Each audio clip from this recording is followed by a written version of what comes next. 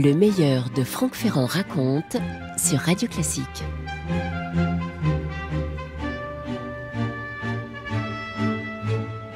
C'est un des tristes Noëls du XXe siècle que celui de 1942. Nous sommes à Alger et vous vous doutez bien que ce soit Noël, il fait beau et doux à Alger dans l'après-midi du 24 décembre. Dans les rues, pas mal de soldats américains. Et oui, nous sommes au lendemain du débarquement allié du 8 novembre 1942. Vous savez ce qu'on a appelé l'opération Torche, et les soldats alliés sont maintenant à Alger. La population s'affaire, on prépare le réveillon de Noël tout simplement, et le haut-commissaire en Afrique française, l'amiral François Darlan, arrive au palais d'été à 15h25. Le palais d'été, c'est le siège du haut-commissariat. Il est suivi de son chef de cabinet, le commandant Ourcade. Il entre dans un bâtiment presque vide. Darlan se rend seul à son bureau. Il croise un jeune homme qui est vêtu d'un manteau marron et qui attend, les mains dans les poches. Et soudain, Darlan est touché par deux balles tirées d'un revolver. C'est ce jeune homme, c'est l'inconnu qui vient de lui tirer dessus. Darlan s'apprête à passer la porte de son bureau quand l'homme tire une troisième fois, et cette fois l'amiral s'écroule. Le tireur tente de s'enfuir, mais le commandant Ourcade se jette sur lui. Une lutte s'engage, l'individu tire encore des coups de feu, une balle atteint Ourcade à la cuisse. Deux gardes mobiles font à ce moment-là irruption. Ils maîtrisent le tireur, ils le frappent. L'homme est pâle, il a le visage en sang, il supplie « Ne me tuez pas, je me rends !» On transporte Darlan à l'hôpital militaire. Son état va s'aggraver de minute en minute et à peine arrivé pour être opéré, il meurt. Il est 15h55. L'amiral Darlan avait 61 ans. En fin d'après-midi, même si l'annonce de la mort de Darlan n'a pas encore été diffusée officiellement, on commence à se le dire dans Alger. Le décès se passe de bouche en bouche. On commence peu à peu à savoir que Darlan est mort. Le Conseil d'Empire est convoqué en urgence. Le général Henri Giraud, qui est chef des armées françaises, qui est le bras droit de Darlan, se trouve en Tunisie à ce moment-là où on va l'avertir. Mais disons-le, pour beaucoup de ceux qui connaissaient l'amiral Darlan, cette mort n'est pas véritablement étonnante. Alors, qui est Darlan ? Peut-être que je vous explique en deux mots. Qui était cette figure majeure du régime de Vichy ? Il a été chef de cabinet militaire de plusieurs ministres de la Marine, chef d'état-major, amiral de la flotte. Il est entré dans la collaboration avec l'Allemagne nazie à la suite, bien sûr, du maréchal Pétain. Il a été vice-président du Conseil, autant dire qu'il a dirigé le gouvernement de Vichy, puis ministre des Affaires étrangères et de la Défense nationale. C'est le dauphin de Pétain. Darlan avait beaucoup d'ennemis chez les Américains, chez les gaullistes, est-ce que j'ai besoin de vous le dire ? Et puis, depuis peu, il avait aussi beaucoup d'ennemis chez les maréchalistes, parce qu'il faut savoir que dans la nuit du 7 au 8 novembre, alors qu'il était commandant en chef de toutes les forces militaires françaises aux ordres de Vichy, mais qu'il était prisonnier, il a ordonné de combattre le débarquement allié, puis retournant sa veste, si je puis dire, il a signé un cessez-le-feu pour l'Algérie et le Maroc. Darlan, bien que fidèle au maréchal Pétain, a donc rallié les colonies françaises à la lutte contre les puissances de l'Axe. En échange de quoi, il a obtenu une aide militaire américaine, il a surtout obtenu une nouvelle carrière pour lui, donc il peut passer aux yeux de certains pour un traître à Vichy. Franck Ferrand sur Radio Classique. Après sa nomination comme haut-commissaire, Darlan place les principaux organisateurs du soulèvement de la nuit du 7 au 8 novembre à Alger, censé aider le débarquement allié, à des postes clés au sein du haut-commissariat, notamment Henri d'Astier de la Vigerie, qui est nommé secrétaire adjoint aux affaires politiques et plus précisément en charge de la police. Seulement, ces hommes-là ont du mal à accepter la situation. Ils ont tout fait pour permettre aux Alliés de débarquer. Ils espéraient que Giraud qui aurait pris la tête des forces françaises combattantes en attendant le général de Gaulle, le chef de la France libre, ils attendaient tout ça. Et ils se retrouvent maintenant, non pas aux ordres de Giraud, mais aux ordres de Darlan, qui lui-même est le bras droit quand même de Pétain, même s'il vient de retourner sa veste. Darlan pressent à l'époque que sa situation est très dangereuse. Il sent sa mort prochaine, malgré un important dispositif de sécurité tout autour du palais d'été. Il a refusé quand même toute protection personnelle. Le 23 décembre, Darlan discute avec le consul américain Robert Murphy. Il lui demande « Vous savez sans doute qu'il se trame actuellement 4 complots visant à m'assassiner. Supposez qu'un de ces complots réussisse, que ferez-vous alors, vous, les Américains ?» Eh oui, c'est peut-être la question qui se pose. 4 complots. Est-ce que le jeune homme qui vient de tuer Darlan et qui est interrogé dans un des bureaux du Haut-Commissariat, il est en bras de chemise, il a le visage tuméfié, un visage qui d'ailleurs tient encore beaucoup du visage d'un enfant. Est-ce que ce jeune homme pourrait faire partie d'un de ces 4 complots? Les papiers retrouvés sur lui indiquent qu'il s'appelle André Morand, qu'il serait né à Agen en 1920. Il est déjà venu le matin pour rencontrer Darlan, mais il avait dû rebrousser chemin quand on lui avait expliqué que l'amiral était absent.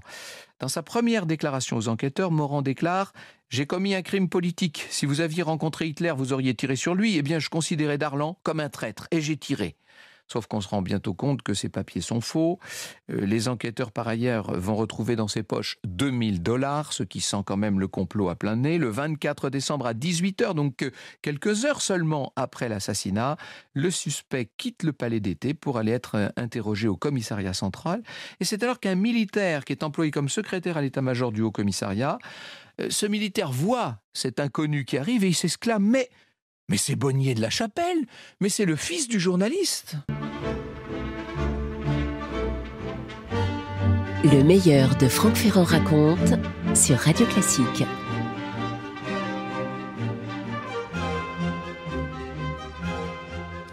Eh oui, c'est Bonnier de la Chapelle, c'est le fils du journaliste. Il a bien été identifié, cet individu qui finit par décliner sa véritable identité. Fernand Bonnier de la Chapelle. Il n'est pas né en 1920, mais bien en 1922. Il a donc 20 ans, tout rond. Il est né à Alger. Il habite cette ville. Il a été élevé en métropole, néanmoins. Alors, qui sont ses parents? Effectivement, son père est bien journaliste à la Dépêche d'Alger. Il a une mère italienne, ce qui retient l'attention des enquêteurs, parce que l'Italie, à l'époque, est en guerre, évidemment, contre la France. Ses parents ont divorcé quand il était enfant, et ensuite, il a été confié à son oncle et à sa tante. Au moment du déclenchement de la guerre, Bonnier veut prendre les armes contre l'ennemi, bien sûr. Il participe à la manifestation interdite du 11 novembre 1940, sous l'Arc de Triomphe. Enfin, c'est un gamin, quand même. Il est recherché par les Allemands, Bonnier de la Chapelle, il se cache, il va rejoindre son père à Alger. Il rejoint les chantiers de jeunesse, cette organisation qui était chargée d'encadrer la jeunesse française. Vous savez, c'était cette organisation qui inculquait les valeurs de la révolution nationale du régime de Vichy. Il est resté très peu de temps dans ces chantiers. Son souhait à lui, c'était de rejoindre l'Angleterre et d'entrer dans l'aviation. Mais il n'y est pas arrivé. Il est resté à Alger, il a rejoint les commandos britanniques et c'est en se rendant régulièrement à l'adresse de sa petite amie aux 2 rue Lafayette qu'il a rencontré Henri d'Astier de la Vigerie, qui habitait le même immeuble et qui en plus connaît très bien l'oncle de Fernand. Les 2 hommes discutent et à partir de novembre 1942, Bonnier se rend régulièrement à l'appartement d'Henri d'Astier de la Vigerie. Je cite Bénédicte Verger-Chaignon. Comme la plupart de ceux qui l'approchent, Fernand a été conquis par la personnalité d'Henri d'Astier, dit-elle, qui allie une grande élégance à une imagination fertile et persuasive. Sa politesse, son empathie procurent à ses interlocuteurs l'impression valorisante d'être écoutés, compris, approuvés. Il crée une atmosphère de confiance et incite aux confidences tout en paraissant partager les siennes. Bonnier va aussi croiser l'abbé Louis Cordier, qui est lieutenant de réserve, qui est le plus proche collaborateur d'Henri d'Astier de la Vigerie. Vigerie et Cordier espèrent, dans un premier temps, que Darlan va démissionner. Et puis, quand on arrive plus près de Noël, dans la 2e quinzaine du mois de décembre, ils se disent qu'il n'y a pas d'autre solution. Il va falloir supprimer Darlan. Leur solution, c'est de porter au pouvoir le comte de Paris, Henri d'Orléans prétendant au trône, et de placer un gouvernement avec à sa tête le général de Gaulle, qui est le chef de la France libre évidemment. Le mois précédant le meurtre, le comte de Paris se rend très souvent, c'est vrai, au domicile d'Henri d'Astier. Il rencontre également son frère, le général François d'Astier de la Vigerie, qui vient de Londres.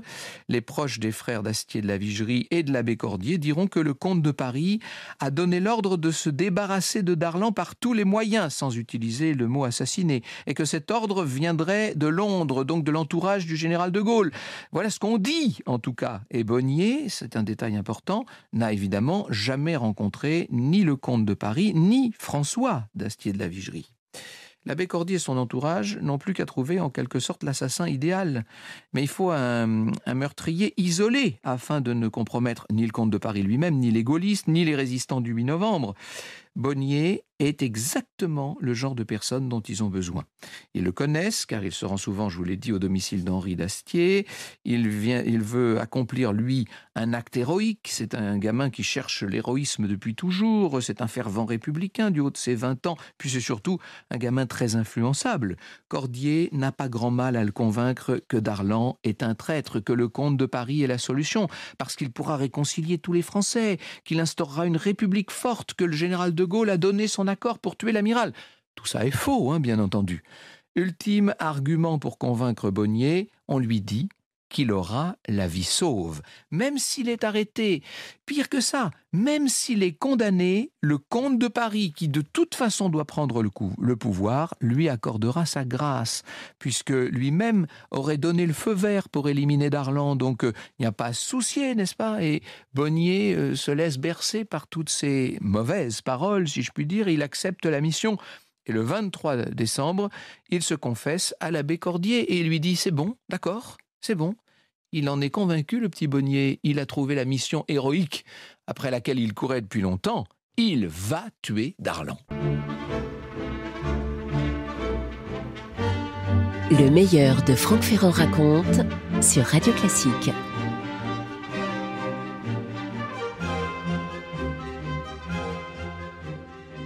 Alors ça y est, le matin de Noël, le 25 décembre au matin, on n'a pas pu continuer à cacher longtemps la nouvelle de la mort de l'amiral Darlan. La nouvelle maintenant s'étale en une à la première page, à la une de tous les journaux. La version officielle annoncée par le haut-commissaire adjoint, par le général Bergeret, cette version officielle affirme que l'assassin est un agent allemand. Et pour Bonnier, tout va très vite. Alors que l'enquête a commencé juste la veille en fin d'après-midi, le général Bergeret donne l'ordre à 11h de l'exécuter. Inutile de vous dire que l'instruction du procès va être bâclée. Les scellés n'ont pas été remis, des procès-verbaux n'ont pas été versés au dossier, la déclaration de Bonnier sur l'abbé Cordier qui lui a remis le plan des bureaux du commissariat et du cabinet de l'amiral et qui l'a aidé à se procurer l'arme du crime, tout ça disparaît. On ne tient pas compte des propos tenus par les uns et par les autres. Et le comte de Paris et d'Astier, tout ça disparaît, si je puis dire. Bénédicte de Vergé-Chaignon nous dit « Au moment où l'assassin de l'amiral Darlan va être remis à la justice militaire, aucun magistrat ne sait qu'il aurait donné le nom de personnes qui pourraient avoir été ses complices, ni qu'il aurait évoqué la part que tenait la disparition de Darlan dans une formule impliquant le comte de Paris. La police, pour sa part, n'a entrepris et n'entreprendra aucune enquête sur ces points et ne procède à aucune audition complémentaire. » Le père de Bonnier de la Chapelle, donc ce journaliste à la Dépêche d'Alger, apprend que son fils est le meurtrier de Darlan. Et avec un avocat, il va évidemment tout faire pour le sauver. Il lui rend visite dans sa prison, mais que voulez-vous? La machine judiciaire, si je puis dire, parce que là c'est presque une machine d'exécution, est en route, elle va très vite, et le père de Bonnier arrive trop tard, à 13h. Bonnier de la Chapelle comparaît, la cour martiale siège. À 20h, c'est déjà le procès. Bonnier de la Chapelle écoute l'acte d'accusation. Il est interrogé quand même. Alors il réitère avoir tué Darlan, car il s'agissait d'un traître, dit-il. Il revient sur le déroulé des faits. Il réaffirme avoir agi seul et avoir pris cette décision en son âme et conscience. Ce sont des termes qui vont peser dans le procès verbal, bien entendu. Son avocat demande un renvoi. Et on n'a pas du tout suffisamment creusé la question. Il n'y a pas eu d'enquête digne de ce nom. Il faut, dit-il, un complément d'information. Et les témoins vont très vite défiler. Quelques témoins rapidement entendus. Et puis, c'est le réquisitoire et ça y est, la cour se retire. La délibération est courte, puisque c'est à 21h30 seulement, à 21h30, que la Cour rend son verdict. Ça, c'est ce qui s'appelle de la justice éclair. La Cour martiale, réunie ce jour au tribunal militaire d'Alger, vous condamne à la peine de mort pour l'assassinat de l'amiral Darlan, haut commissaire en Afrique française. Fernand Bonnier de la Chapelle reste impassible. Il est même, en fait, quand on essaie de lire sur ses traits, je vous dis que ce sont encore des traits d'enfant, il est même presque serein, Bonnier, parce qu'il s'attendait évidemment à cette condamnation dont lui avait beaucoup parlé l'abbé Cordier. Il est persuadé, ne l'oubliez pas, il est persuadé qu'il va être gracié. Franck Ferrand sur Radio Classique. Alors toute la nuit du 25 au 26 décembre, le père de Fernand Bonnier de la Chapelle et son avocat vont tout faire pour déposer une demande de grâce. Mais comme ça a été entériné depuis le matin du 25 novembre, cette demande est refusée. Et cette fois, il n'y a véritablement plus aucun espoir. Au matin du 26 décembre, à 6 heures, Bonnier de la Chapelle reçoit la visite de son avocat dans sa cellule et il apprend que le recours en grâce est rejeté. Alors là, il écrit une lettre à son père, puis il est conduit au peloton d'exécution. Les larmes lui montent aux yeux. Il se ressaisit. À 7h45, il est fusillé. Quelques minutes plus tard, le comte de Paris, qui a été averti de la situation, va plaider la grâce auprès de Giraud, mais le prétendant au trône ne sait pas, au moment où il se donne ce mal, que de toute façon, Bonnier a déjà été exécuté.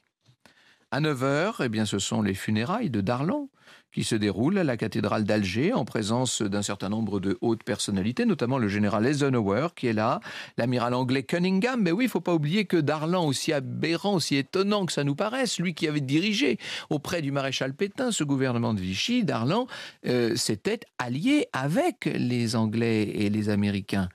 Le même jour dans l'après-midi, le général Giraud est officiellement nommé haut commissaire. C'est lui qui donc va succéder à Darlan.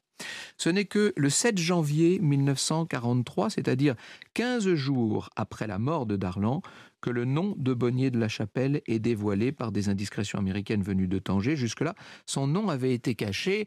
N'oubliez pas qu'on est en pleine guerre, il avait été caché pour des raisons de sécurité militaire. C'est en tout cas ce qu'on avait dit. L'enquête reprend sur la base de témoignages accablants. Henri d'Astier de la Vigerie, Louis Cordier sont arrêtés, sont interrogés et après quelques mois en prison, Henri d'Astier est fait compagnon de la libération par le général de Gaulle. On découvrira très vite que cette enquête, que toute cette instruction, que tout ça a été bâclé, qu'il y avait des lacunes béantes dans le procès. On découvrira le rôle du général Bergeret qui a ordonné littéralement la mort et finalement Bonnier de la Chapelle sera réhabilité en 1943, reconnu comme patriote et non plus comme agent allemand. Le 21 novembre 1945, près de 3 ans après la mort de Darlan, la chambre de révision de la cour d'appel d'Alger annulera la condamnation prononcée par la cour martiale le 25 novembre 1942. Et puis, par décret, en 1953, le jeune Bonnier de la Chapelle sera, à titre posthume, et j'ai besoin de vous le dire, décoré de la médaille militaire, de la croix de guerre avec palme et de la médaille de la résistance. En 1956 paraît le 2e tome des Mémoires de guerre de Gaulle, qui consacre une page au meurtre de Darlan et à son jeune assassin. Fernand Bonnier de la Chapelle s'était fait l'instrument des colères exaspérées qui mettaient autour de lui les âmes en ébullition, mais derrière lesquelles peut-être remuait une politique décidée à liquider un expédient temporaire après l'avoir utilisé, écrit le général de Gaulle. Ce tout jeune homme, cet enfant bouleversé par le spectacle d'événements odieux, pensait que son acte serait un service rendu à la patrie déchirée en débarrassant un obstacle à ses yeux scandaleux, le chemin de la réconciliation française. Il avait cru, d'autre part, comme il ne cessera de le dire jusqu'à l'instant de son exécution, qu'une intervention extérieure assez haute et assez puissante pour que l'autorité de fait en Amérique du Nord ne pût lui refuser rien, se produirait en sa faveur. Certes, nul particulier n'a le droit de tuer en dehors du champ de bataille. D'ailleurs, la conduite de Darlan comme gouvernant et comme chef relevait de la justice nationale et non point assurément de celle d'un groupe ou d'un individu. Pourtant, comment méconnaître la nature des intentions qui soulevèrent cette juvénile fureur ? Vous écoutez Radio Classique.